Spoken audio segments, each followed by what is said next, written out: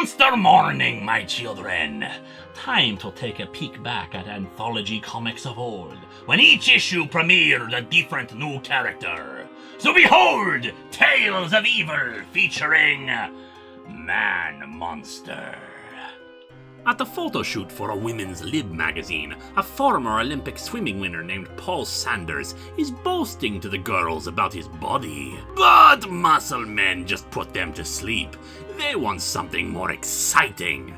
I'd say go for that giant monster in the background, but I'm pretty sure that's only there for our benefit. Since they're not interested in Paul, he brings them out to his father's oil refinery. He goes for a swim near it to try to impress the girls, who are still less than interested in some washed-up swimmer. However, the drill bit strikes something in the ocean, a cavity within it containing a bacterial force that reacts to algae, and forms a wave of water that coats Paul in the stuff. He is pulled underwater for a time before being brought back up, rescued by the girls.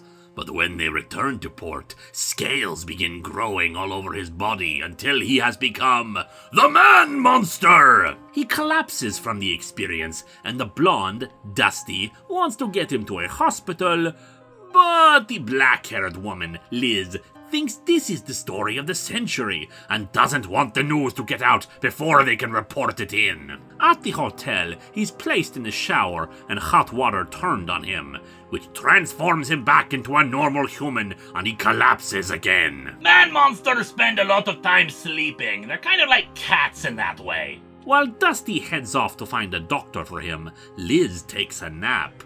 Only for a masked man named Hellblazer, John Constantine, to arrive and offer Paul the chance to get back at his rich father. The two apparently know each other, Hellblazer having offered him money to throw a race in the Olympics.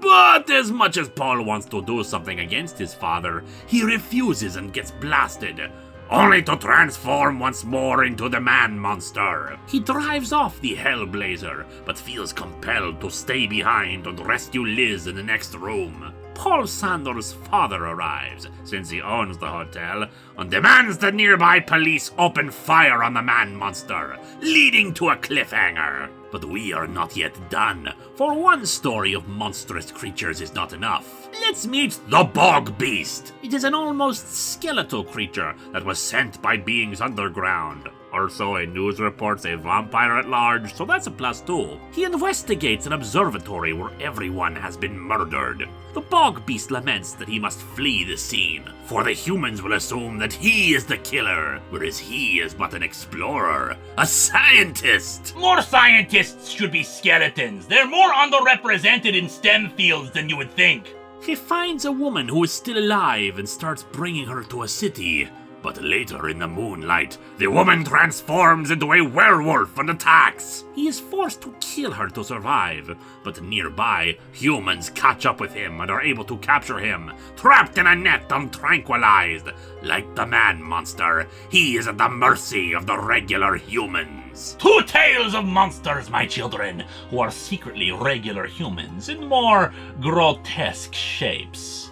I hope you take this lesson to heart, that all monsters are people too, and must be treated accordingly.